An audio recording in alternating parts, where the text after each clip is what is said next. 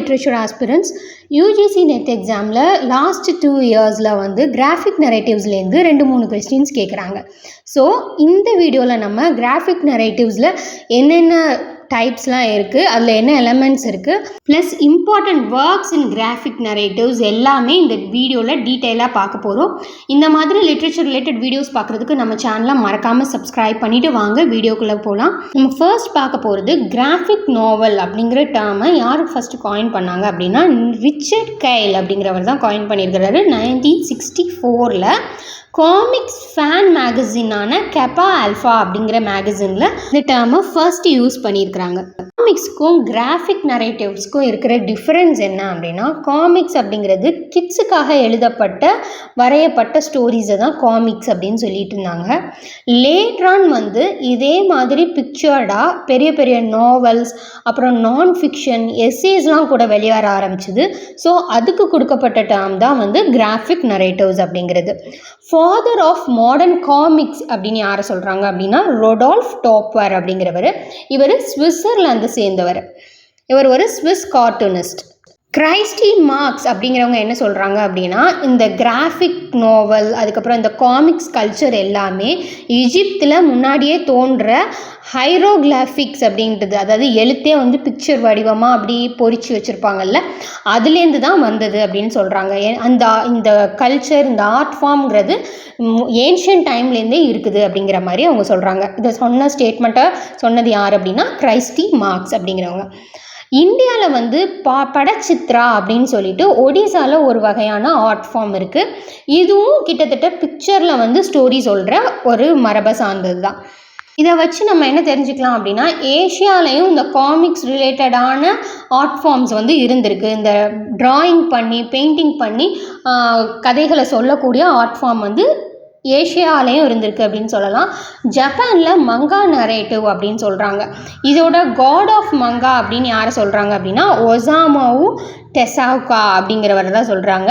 மங்கா அப்படிங்கிற டேர்ம் வந்து ஜாப்பனீஸில் என்ன மீன் பண்ணுது அப்படின்னா இன்ஃபார்மல் ஸ்கெச்சஸ் அப்படின்னு சொல்கிறாங்க. அதாவது எந்த ஒரு ஃபார்மும் இல்லாமல் வரையப்படக்கூடிய படங்கள், இந்த படங்கள் வழியாக கதை சொல்கிறது தான் மங்கா நரேட்டிவ் அப்படின்னு சொல்கிறாங்க. இது வந்து ஜப்பானில் வந்து ரொம்ப ஃபேமஸாக இருந்த ஆர்ட் ஃபார்ம். இது நம்ம கிராஃபிக் நாவல்ஸ்லாம் வர்றதுக்கு முன்னாடியிலேருந்தே ஜப்பானில் வந்து ஃபேமஸாக இருந்திருக்கு.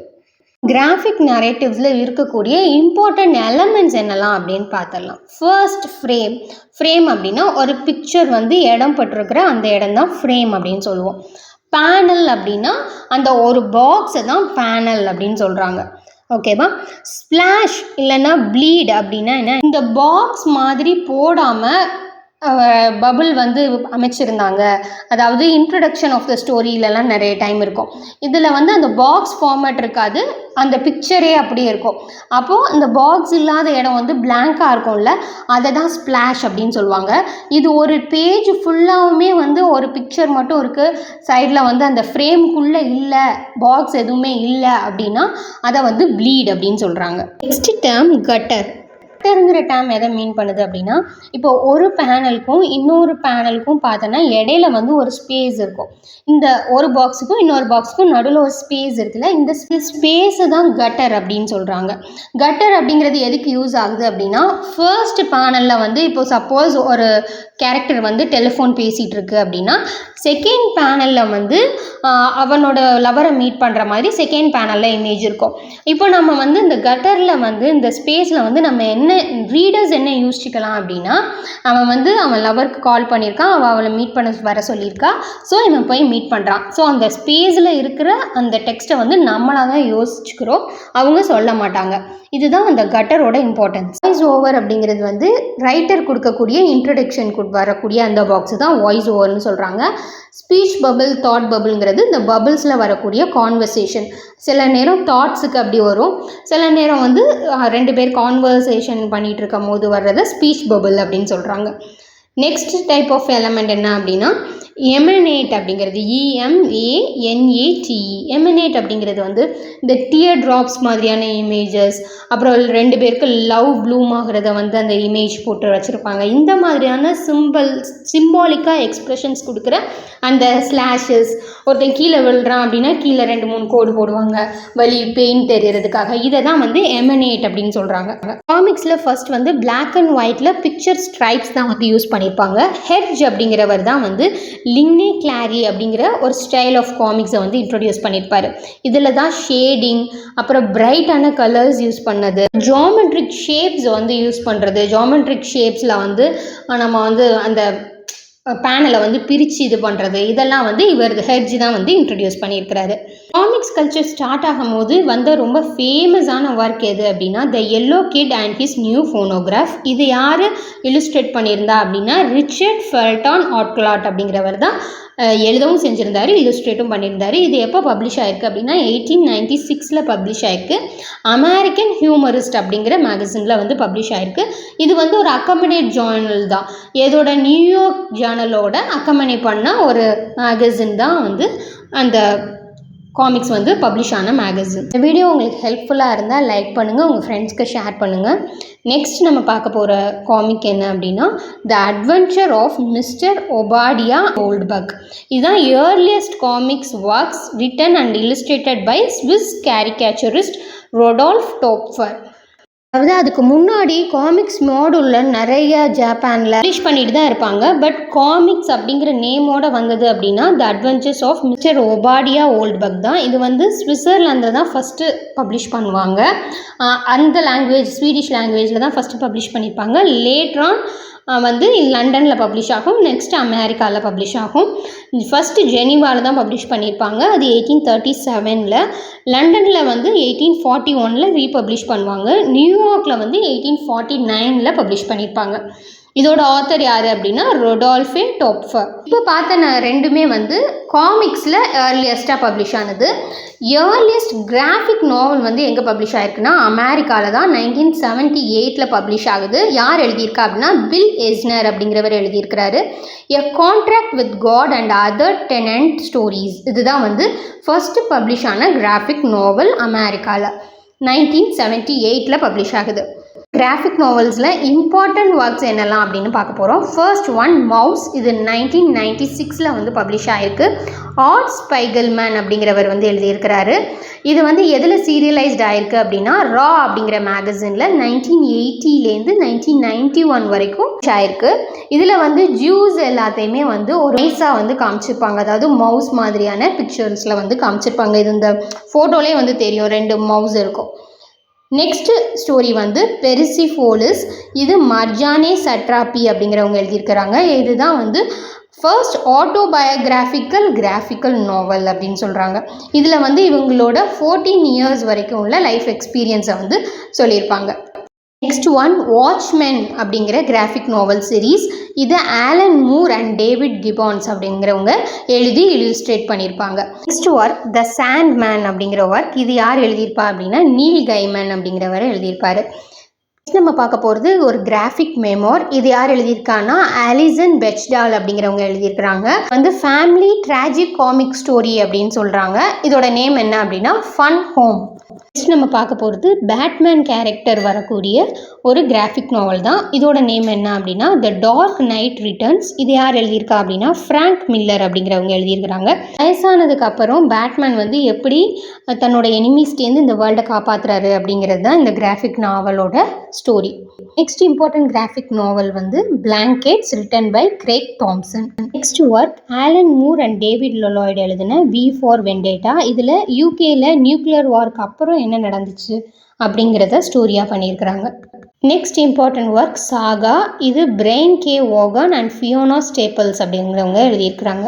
கிராஃபிக் நரேட்டிவ்ஸ் அப்படிங்கிறது ரீசெண்டாக தான் நெட் எக்ஸாமில் இன்ட்ரடியூஸ் பண்ணியிருக்கிறதுனால மோஸ்ட்லி வந்து பேசிக்கான இன்ஃபர்மேஷன்ஸ் தான் கொஸ்டின்ஸாக வர்றதுக்கு வந்து சான்ஸ் இருக்குது. ஸோ இந்த வீடியோ நீங்கள் கண்டினியூஸாக பாருங்கள், இதுவே மோர் தென் எனஃபாக இருக்கும். இது போக இஃப் யூ ஹாவ் டைம் இந்த நான் கொடுத்துருக்குற இம்பார்ட்டண்ட் ஒர்க்ஸ் எல்லாமே எப்போ பப்ளிஷ் ஆச்சு, எந்த பப்ளிகேஷனில் வெளியில் வந்துச்சு அப்படிங்கிறத நோட் பண்ணி வச்சுக்கோங்க. நெக்ஸ்ட் நம்ம பார்க்கக்கூடிய novel Y the last man. இது Brian K Vaughan and Pia Guerra எழுதின நோவல். Next novel Pride of Baghdad. இது 2006 பப்ளிஷ் ஆயிருக்கு. நிக்கோ ஹென்ரிகான் அப்படிங்கிறவர் தான் இதோட ஆர்ட் ஒர்க்கை வந்து பண்ணியிருக்கிறாரு. Next novel Jimmy Corrigan the smartest kid on the earth அப்படிங்கிற நோவல். இது வந்து 2000 பப்ளிஷ் ஆயிருக்கு. கிறிஸ் வேர் அப்படிங்கிறவங்க எழுதியிருக்கிறாங்க. Next novel Kari. இது ஃபர்ஸ்ட் ஃபீமேல் இந்தியன் கிராஃபிக் நாவலிஸ்டான அமிர்தா பாட்டில் எழுதினது. டிரான்சோ எழுதின சப்ரீனா அப்படிங்கிற கிராஃபிக் நாவல் தான் புக்கர் ப்ரைஸ்க்காக லாங் லிஸ்ட் பண்ணப்பட்ட நாவல். 2018 இந்த நாவலை வந்து புக்கர் ப்ரைஸ்க்காக நாமினேட் பண்ணியிருக்கிறாங்க. அதோட லாங் லிஸ்ட்லையும் வந்திருக்கு.